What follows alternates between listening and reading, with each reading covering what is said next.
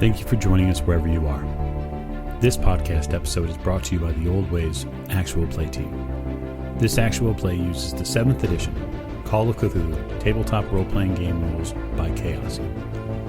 This actual play is performed by adults and in an adult setting.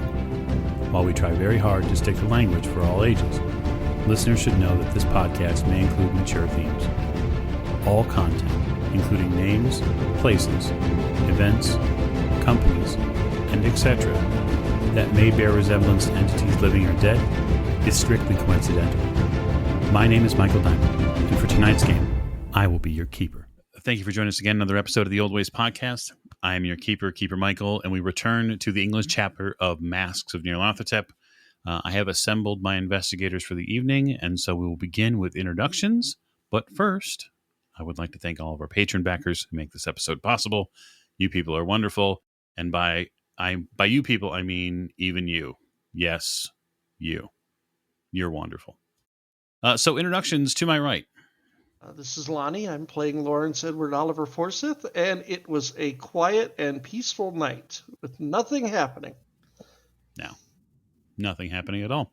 To his right. This is Morgan. I play Lillian Lane, and I somehow twisted my ankle. Not sure why or how. I can't imagine how. To Lillian's right. This is James. I'll be playing Dr. Sigmund Tartenbach, who genuinely does not know what is going on, but somehow feels he'd be involved with that ankle. Yeah, you were pretty well sharp focused on something specific, but with some people coming back into the hotel, perhaps your ears have perked up. We'll see in a moment. To the doctor's right. This is Tiffany, and I play Maeve O'Shea, and I'm just doing some light reading. Yeah, just trying to learn French as fast as you can. That's fine. I'm sure it's possible. All things through study, right? Through someone. Exactly. And last but most certainly not least. This is Alex. I'll be playing Simone Granger, and I do not have a plan. Well, I mean, you have at least a part of a plan. A part of a plan, yes. Right, part of a plan. Okay, so as we raise the curtain on tonight's episode, we will zero ourselves in to London, to a hotel, the Waldorf, as our investigators are just trying to piece together all the happenings of that evening. Miss Lane is sitting on one of the plush couches with her foot up. Jack has gone and gotten ice for it. And he's kind of cobbled an ice pack of sorts together. He hands it to you and tells you, Miss Lane, that he's going to go look into this photograph of this house.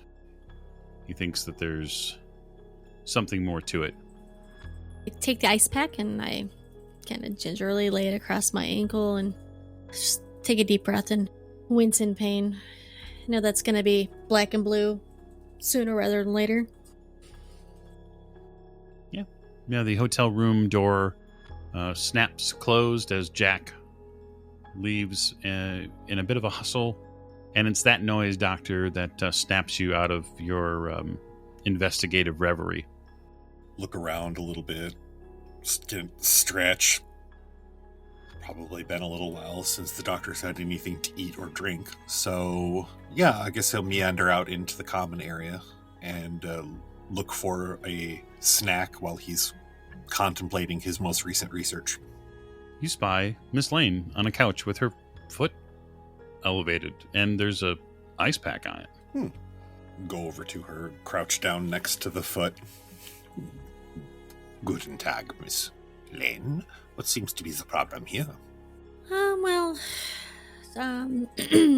Jack and I had quite the adventure this evening, and I seem to hurt my ankle running from a building on fire. A building on fire, you say? It wasn't me. It wasn't me. I did not ask if it was. It's interesting for you to assume that I was going to think that. Let me take a look at it. This may be slightly painful, okay? Okay, thank you. 79 under 82 for a medicine roll.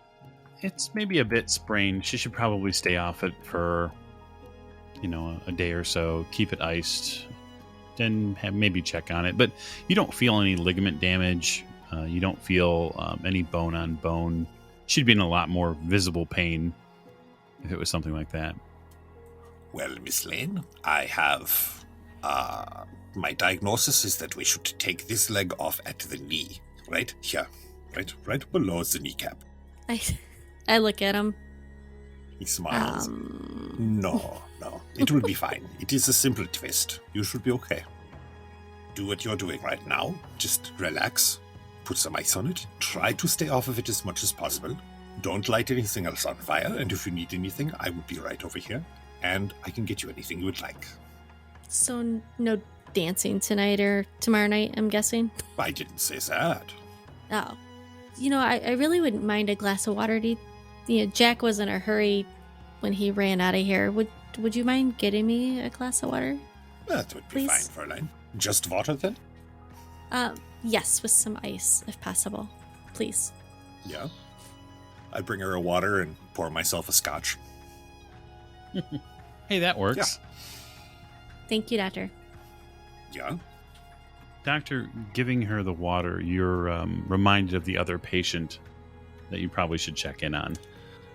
One, perhaps it's a bit more of a medical case.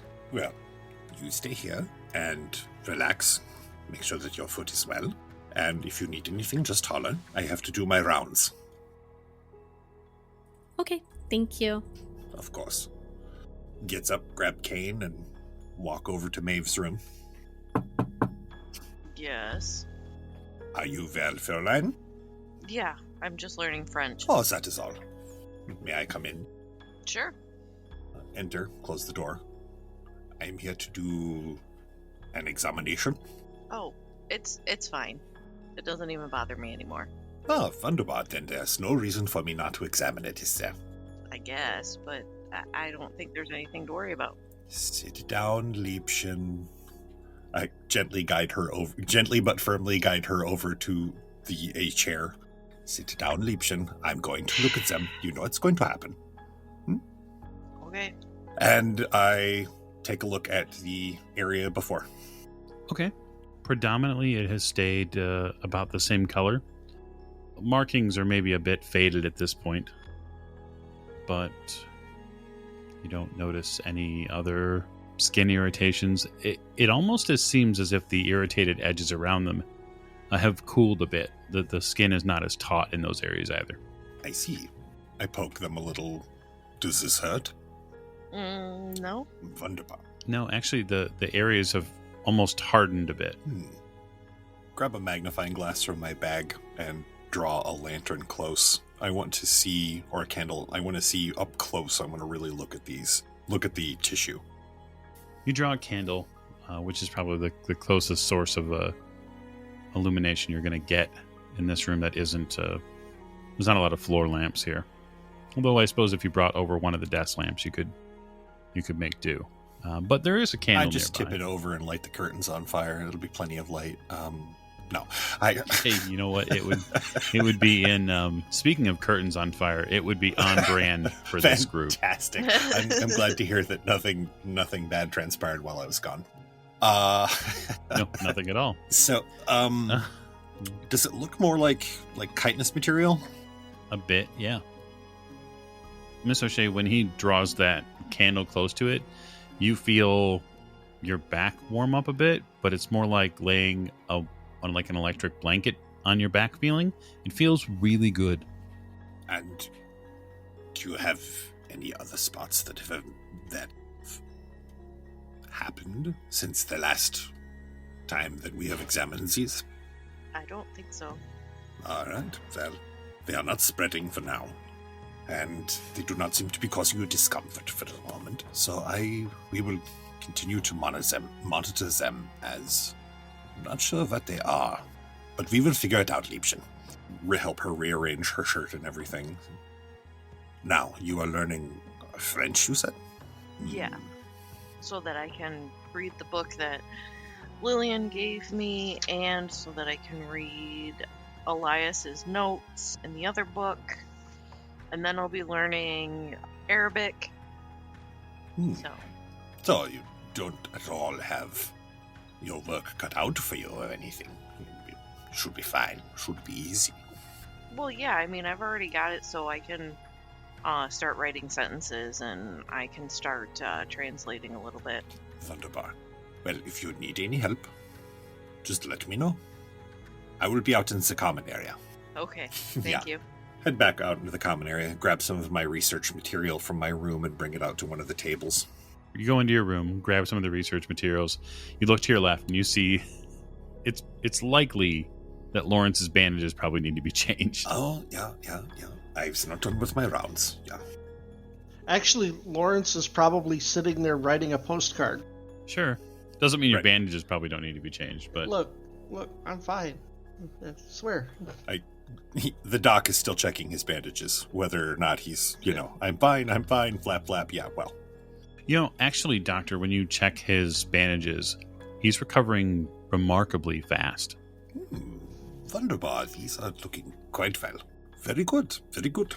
I like that. Well, continue on with what you're doing. Should you have any pain or discomfort or anything, you let me know. I'll let you know or the bartender, Doc. I see. Then he sits down to begin tucking into a little more of his own research, mostly recording what he has figured out about the black goo into his journal. It's a strange fluid for sure. It definitely has a viscosity that you're not familiar with offhand. The base of it almost feels like a tar substance, but it moves far freer than tar. So it's more liquidy than tar, but has a similar consistency. Yeah, it definitely, if you put just a dime's worth on between your fingers, it's a fluid that would, or I should say, it's a fluid that would move back and forth around your thumb and forefinger and probably stay solid enough to be balled up. Okay. But there would be like a moisture residue left over. Okay, I got you. Well, I don't touch it with my bare hands, that's for sure. That just seems like a terrible idea. Are you sure? I mean, come on. I do what any rational scientist would do, and I slip some into Lawrence's coffee when he's not looking. Right. And exactly. Continue to extol the virtues of this black fluid, as it were, in my quickly filling journal of oddities. Indeed you do. So, Simone, let's discuss your return trip Sure. to London. So let's see, having hopped back on the train, my plan is to make my way to the Limehouse docks for some observation. I need to locate the ship captain, Torvald, and get a feel for what they're. Well, I don't know what they're doing. I don't know if they're on the ship or whether they, spend any time off. Have I seen them exit? I feel like I've seen them exit. Him personally? Yeah. You've Like seen him exit the come ship. onto the dock area to supervise shipments back and forth when they were loading and unloading. Mhm. You haven't actually seen him leave the dock proper. Okay. Then I'm gonna see if I can get eyes on him for a time. So I'll watch the ship from some distance. Try to get a feel for. At this point, do I have a better understanding as to how big that crew actually is? Like how many people it is? If it's just the crew of the ship, you think it's 6 men. Sure. Okay. Captain, have I figured out who? Is there like a first mate that I can identify, or someone who's clearly in charge of the goings on, or is it just him? It's just, he's more of a presence Sure. Okay. that kind of just runs everything by edict. Makes sense. So I'll try to get eyes on him. I don't know what time of day it is. I imagine it's pretty late. It is pretty late at this point, yes. If I'm outside for more than 45 minutes and I don't see him, I'm going to assume that he is probably on board, and I will begin considering ways to make my way aboard the ship again without being spotted by the crew. Well, one way worked before. Yes. That was a sea route. It's very cold, though. It And is. And I can't really afford to be wet right now. No. And you're not really sure, honestly, that you want to test the temperature of the Thames again. No. However, if there's only 6, knowing who's watching the docks, knowing who's watching who's on the deck at any given time, and whether they're all actually just on the ship or on the dock or what have you. So at this point, I'm pretty familiar with how to get below deck. To like the galley area anyway. It's like as far as I've been in the hold. I don't know how much bigger the ship is. So I'll begin considering ways to get on board. If it looks like they keep it pretty tight, then I'm going to change and approach things a bit differently. But that's, I guess, plan A is try to figure out whether or not there is a side approach I could take that wouldn't necessarily, I don't know how big their loading plank or whatever they're connected to the dock is, or how many there are. Well, there's a single gangplank at this point. Sure. That runs from the ship to the dock at this point. Mm-hmm. It's still up and open. So you're not. You've watched the ship a couple times now. It doesn't seem to go in and out. It doesn't seem to be raised or lowered since it's always been in that position. Mm-hmm. So it's likely that they don't remove it at night, mostly because they're probably fairly secure in the fact that they're not going to be crept on. Sure. So your other option that you can just generally see is that if you tuck yourself between the far end of the port building and you walk down maybe like a couple of buildings and approach from the south, you'd probably have the ability to, for all intents and purposes, sneak onto that edge of the port and then try your luck at just sneaking aboard the ship. Sure. Okay. So there's another route along the way that these things are docked.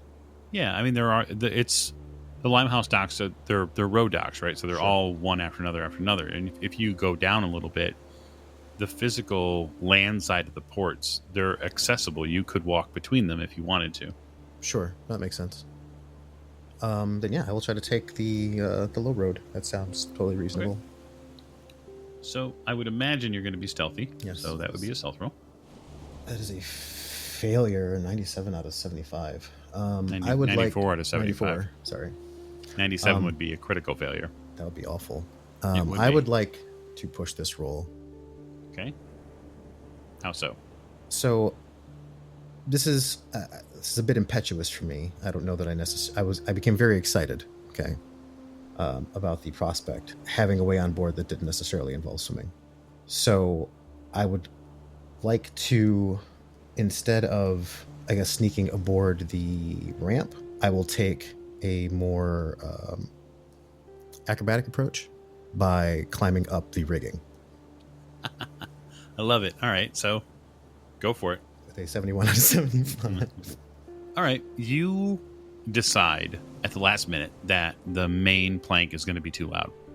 The sway of the ship, the inability for you to time up the swell here, so you leap for one of the lines and you grab hold and you begin climbing your way up these thick hemp lines. And so now I'm going to want you to make me a climb roll. With a hard success, 24 out of 49. So the nice part about this is within, say, a few shoulder burning moments, you get to a point where you can get a hold of another set of lines and you can kind of adjust your weight accordingly. And now you're sitting on top of one of the sail arms of this vessel and you can actually see I have a great view. down onto the deck. Yeah, This was a great idea. I'm glad I screwed up. So from here, can I see whether or not the deck entrance is open? The hold is shut. Okay. I guess I will just try to get there from my position. Unless, if I'm above the deck at this point, I'll use my elevation as far as I can. So if I need to walk the sail arm as far as I can, or if I need to navigate across the any other lines, just try to stay out of view. But I'll try to make my way back to the entrance that goes below deck. Yeah, it's not too difficult to walk that area, but you do spot a crewman come out from that main section of the hold area, the place where you ventured before into the ship. Mm-hmm. He looks like he's roving. Okay. You remember the patrols from before. Sure. He's definitely on the look. All I can really do is try to time it. Well, what I'd like you to do is give me a spot roll. With an extreme success, 5 out of 55. That man is armed. It's not surprising. How well armed? Like with a gun? Oh, he has a rifle, yeah. Okay. That's not surprising. Well, I'm not looking to engage him or draw his attention, I wouldn't imagine so. but I need to figure out where the captain is. Okay. I can either ask this crewman with this rifle, or I can try to move past him. So I will. I mean, is he just standing in this? Is he below deck or above deck? No, he's above deck, Okay. and he is beginning to walk basically the back and forth, up and down the deck with this rifle. Mm. How much time do I have from, him facing far enough away from me that I would feel comfortable dropping onto the deck and making my way to that entrance? Like, how much time do I actually have? You figure maybe a minute. That's not as bad as I thought it might be. Yeah, I'm going for it. All right. I wait until he's moving away, and I will slide as delicately as I could onto the deck. And I will get low and hustle. That is definitely a stealth roll. Yeah. With the hard success, 21 out of 75. You slip down, and the down part is relatively easy. The stuff that gets your pulse up is making the move from that point to the hold, to that first doorway. How much open ground is there? It's like 30 feet. Let's do it. All right, you roll, and you hustle in, slip past a door you've at least been through before. You enter a very familiar hallway. You know where it leads down to the hole. You see the light is on in the galley, and you hear multiple voices from that galley. Well, I'll definitely head further down. Are there any other entrances off the hallway other than the galley? I think we established that there wasn't, right? Like there's just it's to the just hole. here. There's just the galley. Where are the quarters? Well, so if you, as you enter here, when you pass the galley, you know you would have noticed not only the previously drunk captain, quite possibly currently drunk captain as well. You noticed that the galley went all the way through, so there is a hallway on the other side of this. Oh, okay. That is probably where. So on the other side of where they are is probably Yes. where they sleep. Okay, I won't be going over there anytime soon. I think I will get a little closer to the galley. I'll cover some of the distance between here and there and listen in. Okay. Try to get a sense of what they're doing. If they're just are they cajoling? Are they dancing around? Do they seem to be sitting? Are they playing cards like dice?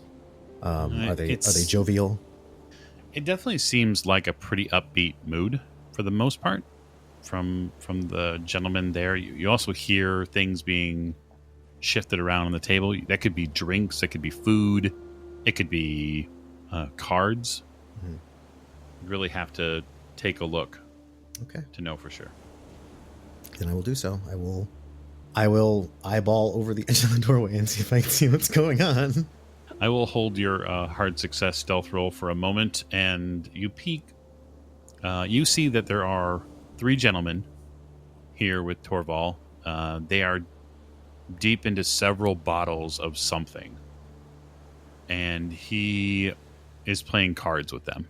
These men are they're definitely Asian, Pan-Asian descent. These are his men. Sure. That he seems to be fleecing for whatever earnings. That he paid them? Yeah. Bully. Okay. All right. And they seem to be kind of just all engaged in this right now? They are. Make me listen roll. Okay. Are they speaking English? Or are they speaking... They are. So It's an extreme success, 6 out of 63. Torval is speaking his version of English, right? And you can tell that Northern European accent that comes out. Okay. So he is not English by any means. This you establish. But he's speaking the English language. They are. And Okay. so are his crewmen, who are speaking it with their accented version of English, which isn't necessarily very good, Mm-hmm. but that's to be expected. Sure. Okay. And actually, for the most part, no one at the table speaks English very well. But for whatever reason, they're speaking it, mostly because he likely does not speak Mandarin or Chinese, and they likely do not speak Norwegian. So they're meeting in the middle. In England. Got it. Right. I'm not too worried about the sentry. So the listen roll is for the footsteps behind you. Okay. I guess how focused are they on the doorway? Because you said it's an open portal, right? It is an open portal. So just at your last glance, they weren't looking at it much at all. But those footsteps behind you have closed from 15 feet to 5 feet. You need to move. Okay. Then I will shoot the gap and head toward the hold again. Okay. So that'll be a stealth roll. Hold on to your butts. With a success 70 out of 75. You shoot the gap. And you get down the first flight of stairs when the door to the hold behind you opens. And you hear a bunch of voices raise up a little bit. And you hear an exchange between the guy that came in after you and the guys in the galley. It's hard to tell specifically, but that's probably because of the pounding of the blood in your ears. Mm-hmm. I will slow my breathing and try to figure out what they're saying. They're talking about a fire. What? So the guy that came in is talking about something caught fire in London. I lean in. You hear a rather strange story about one of the kids that's working the dock mentioned that a apartment caught fire in London this evening. Do they make any mention of where? They just say Soho. There's a couple places that could be. I mean, it could be anywhere really in Soho, right? It could be. I contemplate whether it's Kinnery's, and I think about that whole block going up for probably like a moment. If it was that whole block that went up and by Kinnery's place, that's quite a lot of people. Yeah. Huh. They're not. Are they talking about bodies? No bodies have been mentioned yet. Yeah. I mean, if I'm in a position where I can, like at this point, that sentry would have to come all the way down to the hold, right? That's right. Okay. I feel like I feel a little safe right now. At least safer than I've been in the past minute or so. Wunderbar. I will leave you there for just a moment. So back at the hotel, Mr. Forsyth, you're writing a postcard? Yes, I was writing a postcard back home. Postcards back home are always a nice thing. Especially when you don't want family to show up at your house and find you're not there. Yeah, you have been gone from your home in Chicago for a little while now. I have. It's been a couple of weeks. Would you do a couple of weeks in New York? You did about a week or so on the boat over. You've been in London. It's been a month probably since you've been to your... Think of what the mailman will say. Or your fellow owls who probably miss you. I'm sure they do. I'm sure they'll notice I'm gone some month. Your wounds are feeling a little bit better. You probably need another day or so to get the full stretch of motion back. But Right. the doctors here in London, both in the hospital and out of it, have done you pretty well. I mean, I still feel it, but yeah, there's a hole in my middle, but yeah, no, it's better than I expected. I'm actually kind of grateful because, a couple of days of rest and quiet after all that nonsense sounds like a good idea. It does. It definitely does. The weather outside, just as from the window that you have here in this room, which, again, this hotel is pretty posh. It looks like there's definitely a fog coming in this evening on London. Well, I will probably, now that I've got the postcard written, I will probably head out to have it sent in the mail for in the morning. Okay. So I will probably head down to the front desk. The concierge at the front desk at reception are more than happy to help you.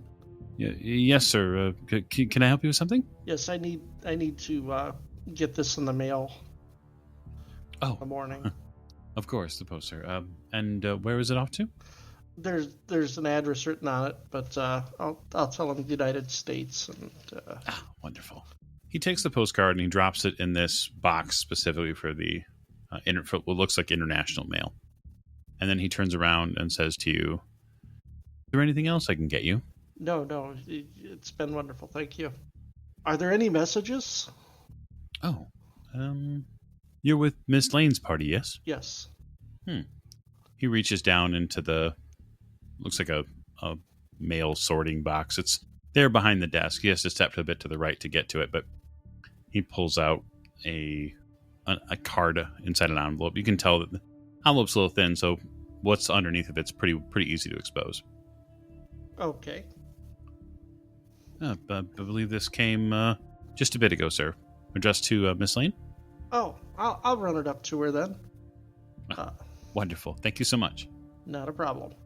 And whistling, I take the card and go back to the elevator and head back up to the floor with the room. And I glance at the envelope. It's very nice stationery.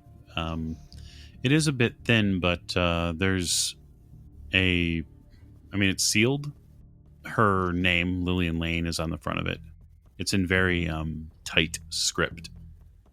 Okay, so it's probably a private note. Nothing I need to look into. So yeah, all right. I mean, that's totally up to you. You have the elevator ride to Snoop, but I don't need to give Miss Lane any reasons to be angry with me.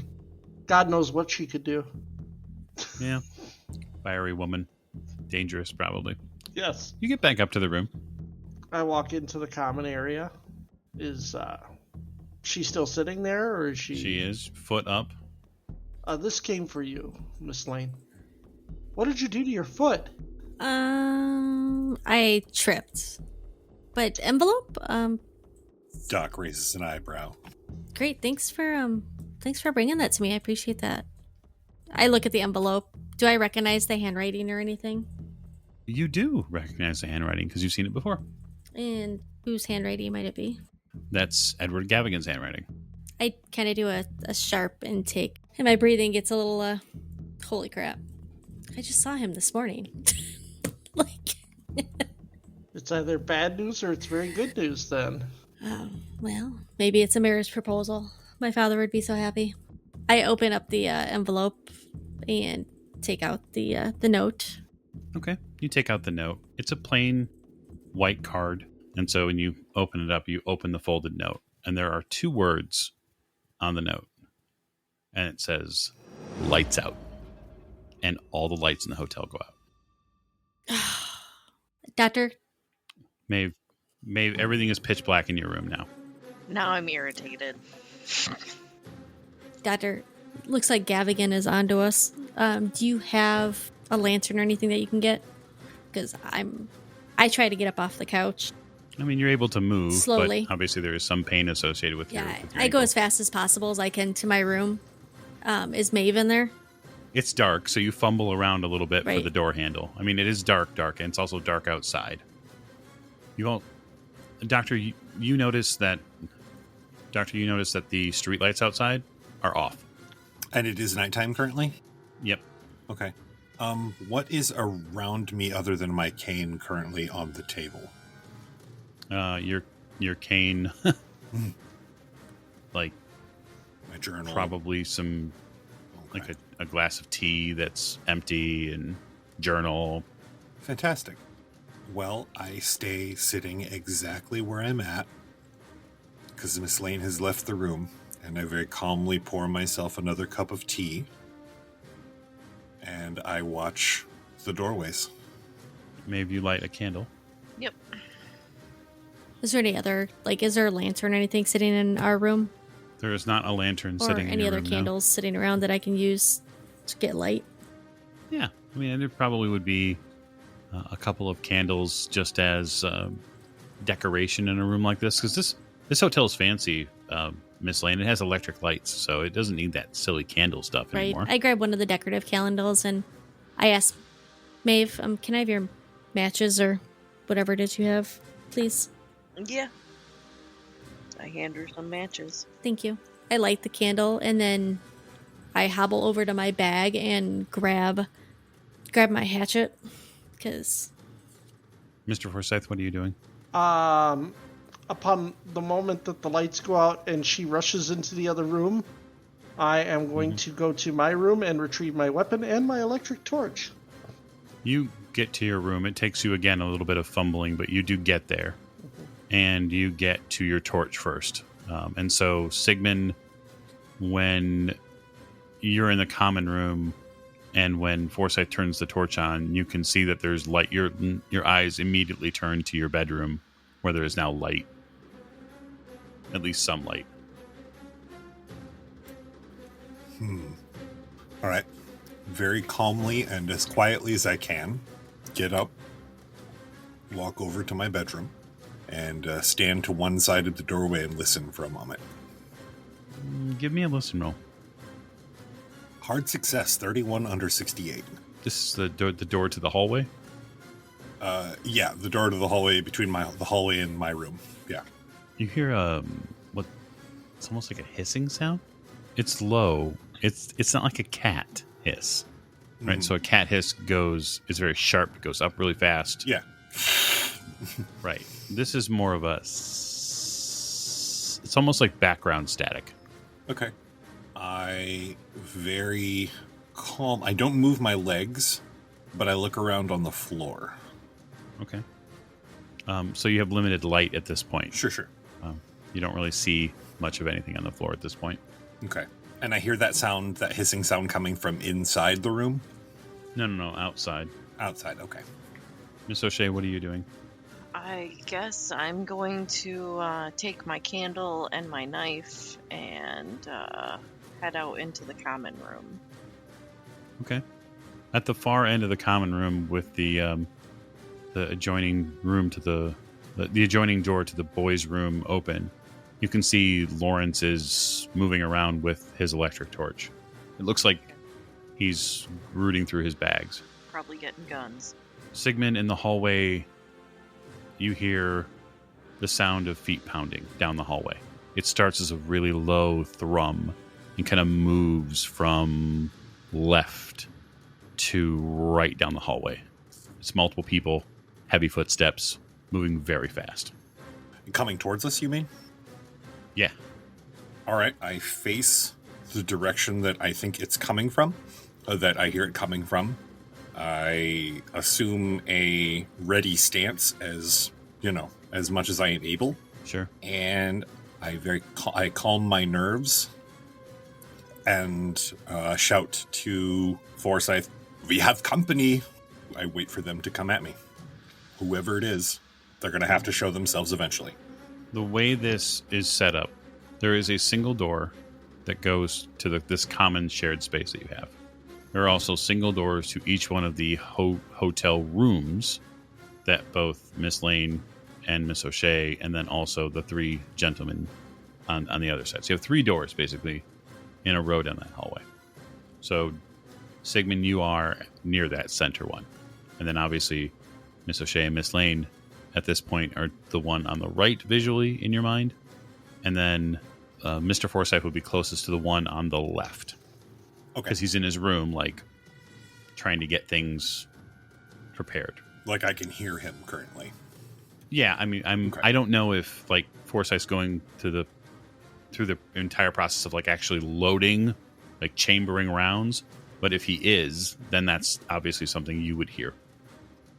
The footsteps keep coming. More of them. And more of them. It sounds like 5 people are outside your door. And then they stop.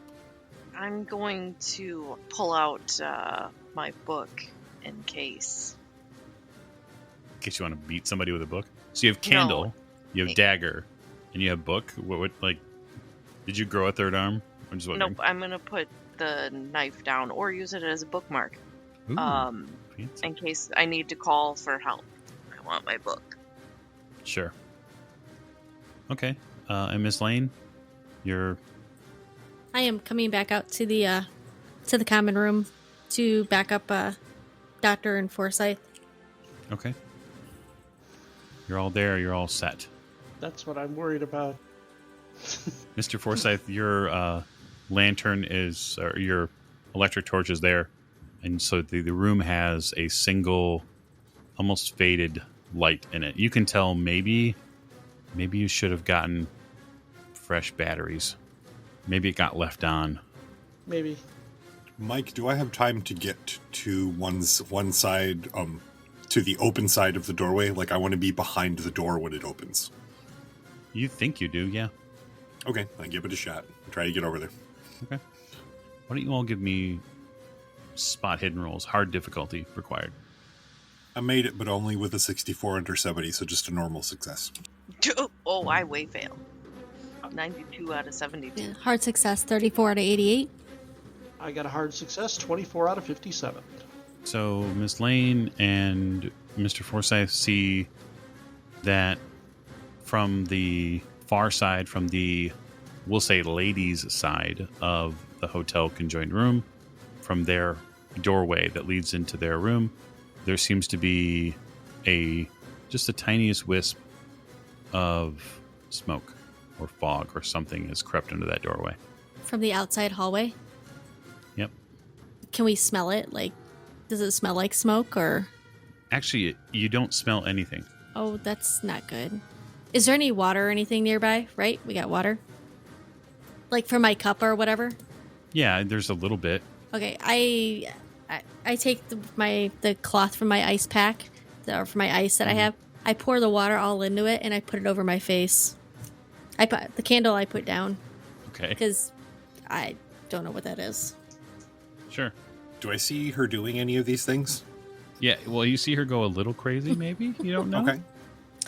I She's wrapping something around her head. You know, I catch Sigmund's, I catch his eye and I nod my head back towards Maeve and Mai's bedroom and to have him see the smoke that's coming in or whatever it is. Oh, okay. So you catch his eye, and Sigmund, when your eyes meet hers, and you see that she's kind of preparing herself, you're not sure for what, really, and she tries to direct your attention, something grabs hold of you, like from behind your neck. You get flattened against the hotel room wall. Son of a bitch. And everyone remember, it is very dark. Quite. You feel something grab your shoulder, like latch onto it, and then something grabs around your waist. I'd like to point out for those of you playing along at home that that's 3 somethings, and usually that's one more something than a man has to grab someone else with. So that's fantastic. Just want to let you guys know that. Tentacles. This has been a public service announcement. Yeah, and there's no dodge roll for you because it's surprise. Oh yes, quite. Even though you are technically prepared for it, it's still surprise. Does it not make any noise? It does not. Okay, so I can't make a listen sound?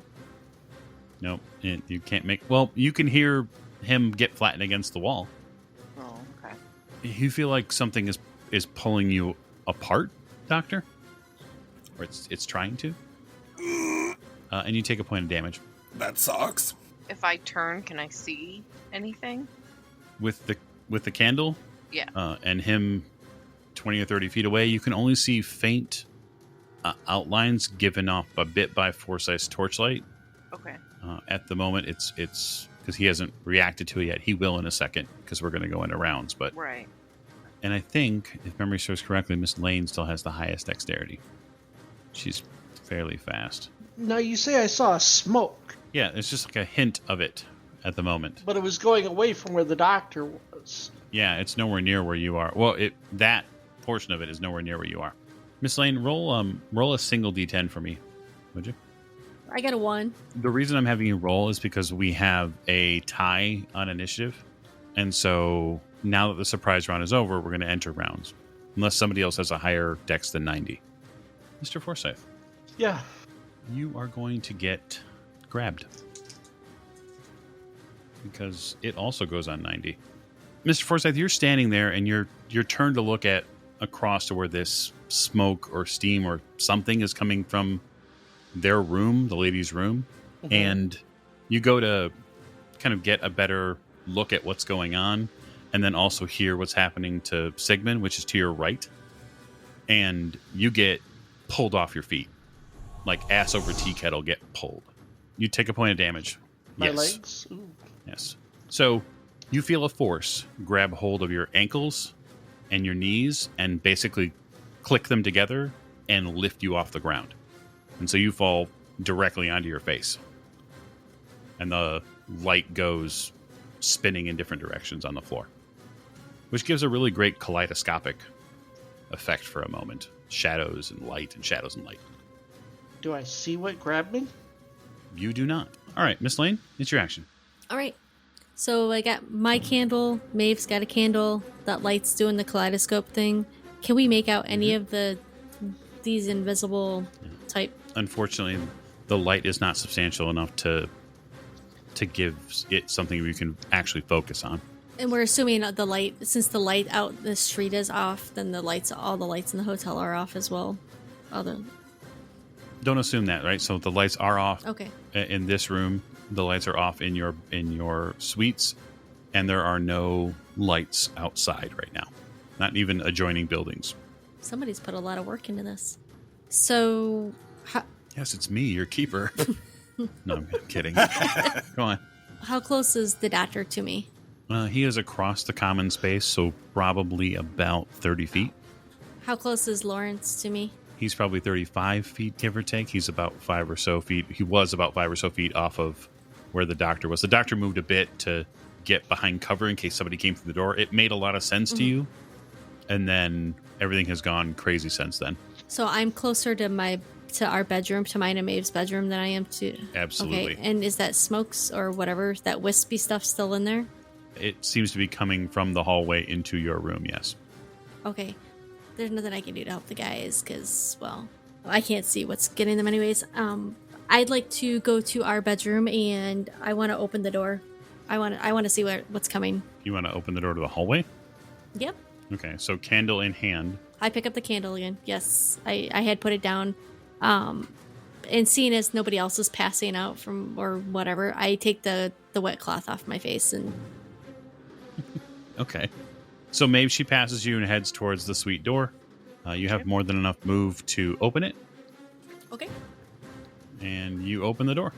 And when you open the door, there's a complete darkness in the hallway. It almost consumes the light in the candle, although not actively.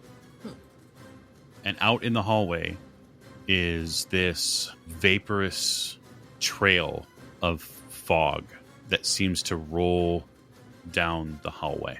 And when it does, it responds to the door being open and falls into the room, almost as if a force has finally allowed it into the room. Does it push me or anything? It doesn't. It doesn't push you physically, but when you see this fog roll in, you're absolutely overcome with the terrifying feeling like you're going to suffocate. And you're going to roll sanity for me now. Right. I failed with 61 out of 46. You did. Very good. Very good. So, Miss Lane, you will lose 6 points of sanity. And I would like you to make me an intelligence roll, please. Okay. Got a 71 out of 75. Indeed. So, with a pass on your intelligence roll, because you lost more than 5 points of sanity, and because you succeeded on the intelligence roll, your brain processes this thing, this column, this almost cloud of fog and vapor that comes at you is not simply just another illusionary trick. You feel the weight not only of its presence, but you feel the weight that there is presence to give.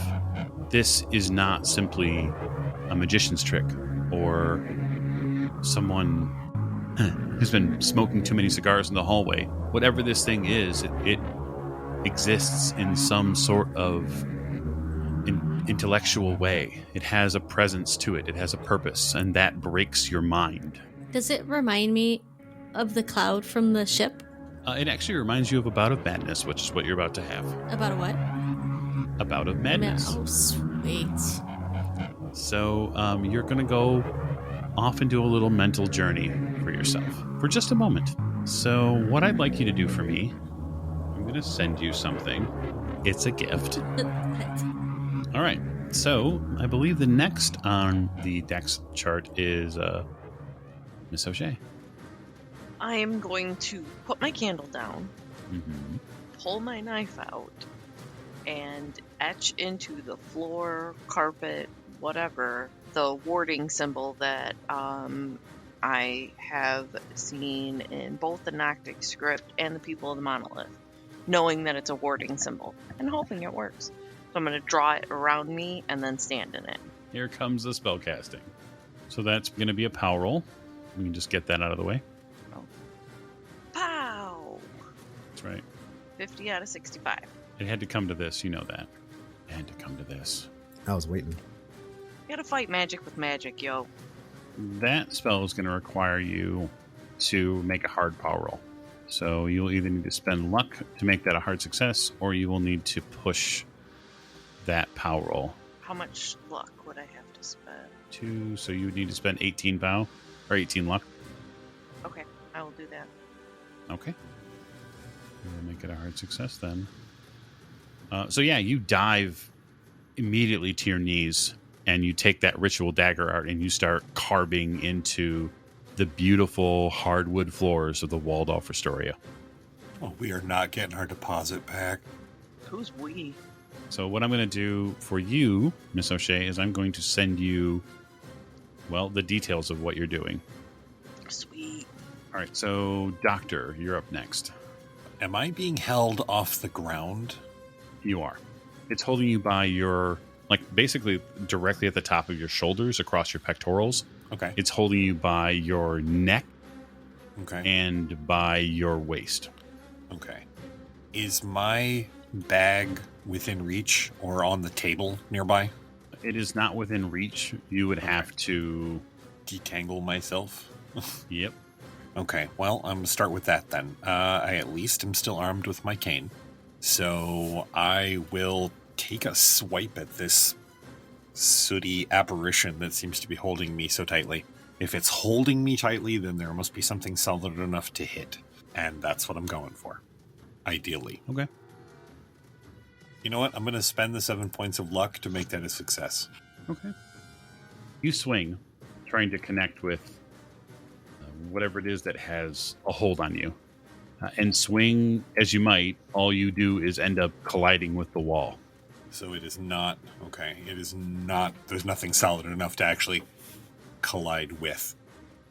Fantastic. Can I still breathe?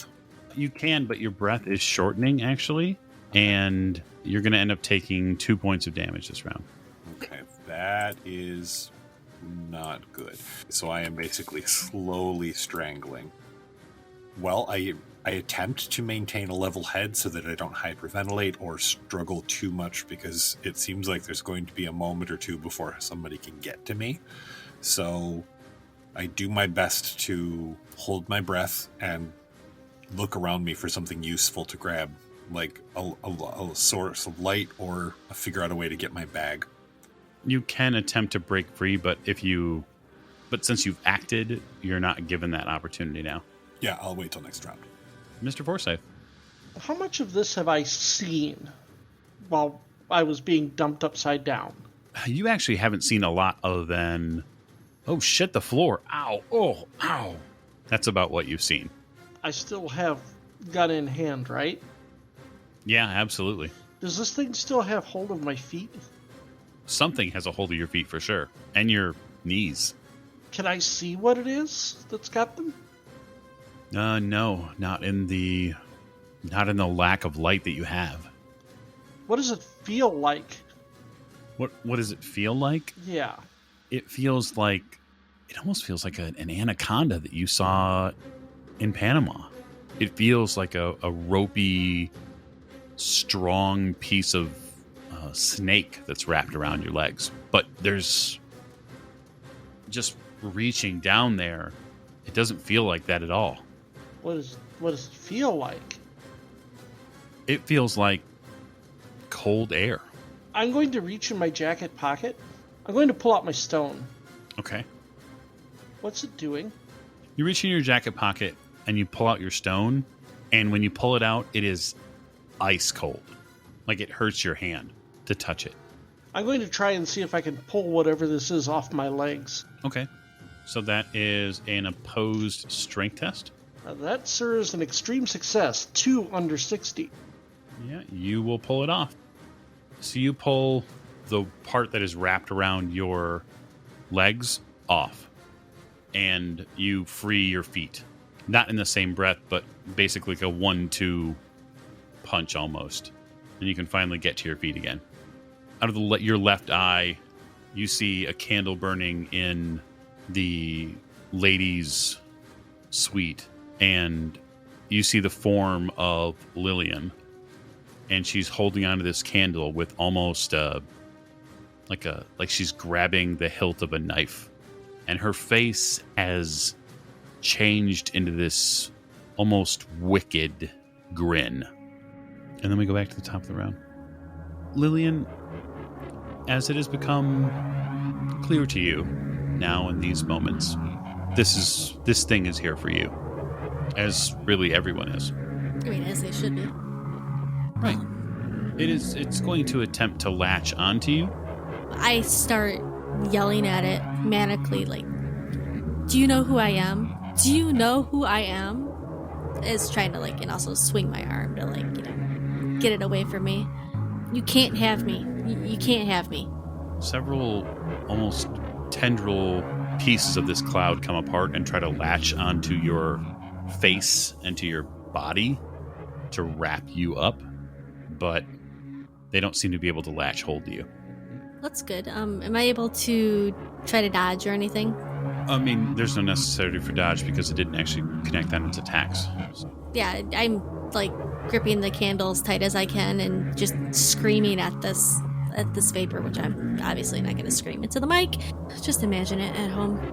And I'm swinging the candle at this vapor and yelling at it to, you don't know what I can do to you. You don't know who my family is, and so on and so forth. Very good. Very good. You spend a bit of time reminding this fog who you are. Miss O'Shea, you're still busy carving, but you're fairly certain that this will do the trick. At least that's what all the books say. Doctor. Yeah? Would you like to attempt to free yourself? I do attempt to free myself. Yes, right. Please. I would like a strength roll, sir. Strength roll. It is opposed. All right. 37 under 55. So I do succeed. See, the thing about that is it's at these points in our story where the hand of fate is going to work against you. You're going to hand of fate me? Oh. And I'm going to give you disadvantage on that roll and force you to roll it again. All right. Okay. Hand of fate it is. Thank you, hand of fate. Hard success. 22 under 55. What? Fair enough. It is still contested, however. I know. Can I keep the hard success since I rolled it? Sure. Absolutely. Sweet. You free yourself. Fantastic. Which is good. Yeah. And can I still take a move? It is your entire physical action to do so, but I will give you half your movement rate. So if you want to move a bit off, you can. I do. I want to move away from it and preferably like over or around the table that I was sitting at so that my bag is nearby and such. And, okay. And yeah, kind of hunker down a little bit so I'm less of a target. Because just in case somebody decides to open up with some sort of gun or something, I'm not saying it could happen, but, I don't want unfortunate things to happen. Speaking of guns, Mr. Forsyth, it's your action. I still have hold of this thing, right? No, actually, you don't. You're not able to actually get a hold of it. So, like, as soon as I pulled it away from me, it just kind of, like, dissipated? Yeah, it dissipates into vapor. I see it's attacking Lillian. Yes. I'm going to yank her away from it. Okay, you'll have to move all the way over there. Yep. I'm going to thrust her behind me. Okay. So, Miss Lane, he is going to attempt to basically interdict himself between you and this fog of smoke. What does he think he's doing? I don't know. I think maybe you should fighting brawl to remind him. And I'm already swinging a candle, so he's going to get himself burned. Well, I fail that. 32 out of 25. You're going to push that roll. Okay. I get a success, 18 out of 25. Mr. Forsyth, you go to interdict yourself, and she not only gets in your way, but she fights back.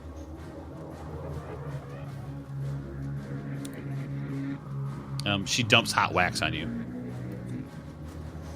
Mr. Forsyth, what do you think you're doing? I'm trying to do this. Do you not understand? Don't you get it? Don't you get it? Why do people always try to hold me back? And I'm like swinging at the candle. Look what you made me do. I'm going to push her away. Okay, that's fighting brawl. We all knew this was coming. Yes. Okay. Success, 46 under 64. Okay. I guess it's fair to allow you to dodge, Lillian. Okay. If you'd like. I failed that with a 78 out of 45. You get pushed. So since it's a brawl roll, you got if you're upset enough to push her. It's basically the one-arm swipe to get her the hell away from me. Sure. Put distance between her and it. Okay. So you're there in front of this cloud, whatever it is. And you turn to it there in its entirety as this cloud, more of it pours into the room. Let's see, Forsyth's last on its action, so it will go now. Mr. Forsyth, your mouth fills with fog. Oh, Jesus. As multiple tendrils force their way down your throat and into your nose and try to suffocate you. So, if you would like to make a dodge roll, you can. The creature is around. You have seen it physically, so it can't technically surprise you anymore. Yeah. I am going to fail that roll. 40 over 27. Okay. You begin to choke. You can feel the pulse of your body from the lack of air as this thing continues to hold on. I'm trying my best to grab it. It's when you reach out for the cloud, you reach out for these tentacles that have pressed themselves into your orifices as it's now invading your tear ducts and your ears. You realize that there is something to this. It is not simply just a random cloud of smoke. It is something far, far beyond that. And it breaks your brain. You gotta make a sand roll. 41 over 40. Okay, lose 7 points of sanity. Ooh, yay. And then you make me an intelligence test. And I failed that, 60 over 55. So no bout of madness. But you are now overcome with the idea that an entity is entering your body. I'll leave you there for a second. So, Simone, you've crept down into the hold of the ship again. Yep. Dark, dank, and filled with boxes.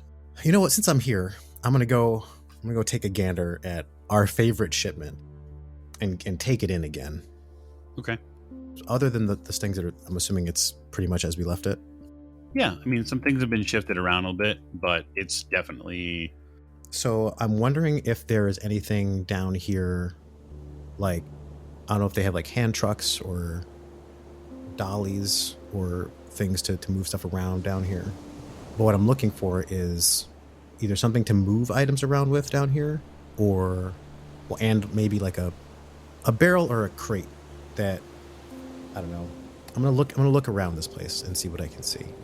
I'm gonna look for a crate that would be big enough to contain, I don't know, like a large human male. Yeah, definitely. I mean, obviously the Pharaoh one is large enough for that. There's probably a couple others here. Well, excluding the things in that shipment. Like, this needs to be separate from from the packages that we need to be moving. Yeah, there's probably, we'll say, 4 shipment packages that could hide or carry a human-sized body. Okay. I'm going to inspect the boxes and see which ones I can open, which ones I can get access to. If, I don't know what's in any of them, whether there's any vacant spaces inside. So yeah, I'm gonna open up a couple of these boxes and see whether any of them are easily emptied. Yeah, I mean, there's some pottery in this one. You could probably move around a little bit.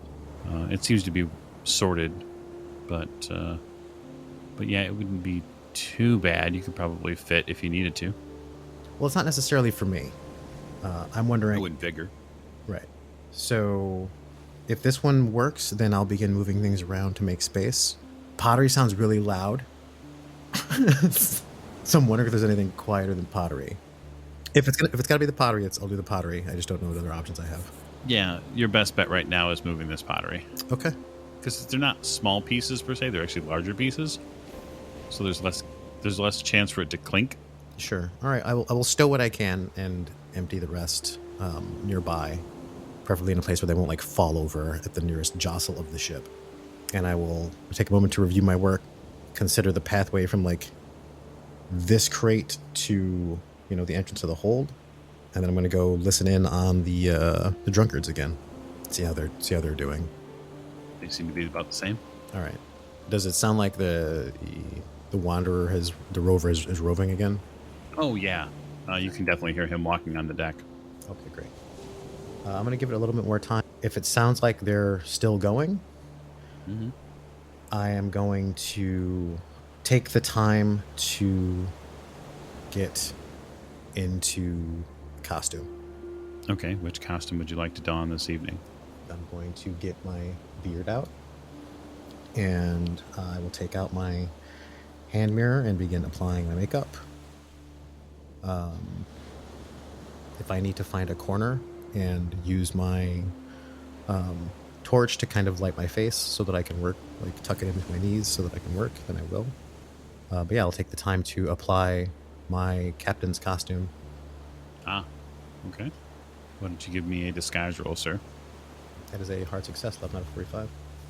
If you didn't know it any better, you'd say you were Norwegian. Stow all my stuff. I don't know how long it takes to do all that. I'm assuming it takes a little while. How many are down here? 4 or 3? 3 plus the captain? 3 plus the captain. I'm going to give it a little bit longer, and then I'm going to go down to the hold in the best version of broken English that I can replicate. I'll try to mimic the voice of the sentry that came down. I think I can do this, right? Isn't throw voice a thing I can do? Yeah. I feel like that's a thing I can do. Oh my god. It is. Let's do that. Your pulp talent allows for it. I will yell, Captain, you got to see this from the hold. Okay. In hopes of drawing the captain out to the hold. You hear the conversation change tonally upstairs in the galley, and then you hear footsteps slowly, a little heavier footsteps, slowly start to move towards the hold. What's that? Captain, down here. All right. What's going on? You hear another couple of footsteps come closer and closer. Is it just the captain? It appears so, yeah. As he approaches, I will say, someone's been down here, and I'll try to draw him a little bit deeper into the cargo, into where things are where I've been playing with these things, moving stuff around. Give me an acting roll. Sure. It's a 32 out of 55, so that's a success, right? It is. He comes closer. You see him turn right at one of the holds, not corners per se, but when it goes a little bit into the wider section of the ship, and he puts himself in a pretty terrible position. Then as he loses balance, I'll lunge at him from behind, and I will use one hand to restrain his upper body, and the other one is going to clamp a chloroform rag over his face. Fighting brawl, sir. Yep. And you are at advantage. I will take the extreme success, the 12 out of 70. Okay. You wrap him up just in a very, very easy grasp. And he struggles for a moment. And of course, during the struggle begins rapidly inhaling this concoction. I help him breathe. Make me a strength roll. I'm going to make him Mr. Torvald to make him a con roll. That's a terrible con roll. Oh, Jesus. You're going to lose your grip on him with an 89 over 55 for your strength roll. So when I feel him slipping, I can't afford to let him draw alarm. So I am going to push my brawl by... I'm going to chop him in the windpipe. Okay. And hope that I don't kill him. All right. Yeah, the 36 out of 55. All right. Between the windpipe stuff and the choking on formaldehyde and the previous bottles of alcohol drinking, he doubles over gently into the box. I whisper a sweet apology to him as I lean him into the box, and I will relieve him of any major elements of clothing that he was wearing that I might need. Naked Norwegian man down here. I don't know how naked he needs to be, if he has like an overcoat or anything. He does. Okay. He has a hat. Yes. Thank you. That's a nice hat. Well, it's not a nice hat, but it's a captain's hat. Shake it out a bit. I will ease him into the crate. And this is where I'm going to ease us out of this episode. So I will leave you in the hold of the Ivory Wind, and we will leave our crew of investigators at the hotel in a bit of a tangle with something that's a little hard to touch. So hopefully you've all enjoyed this episode of Masks from Nyarlathotep, and we will see you next time.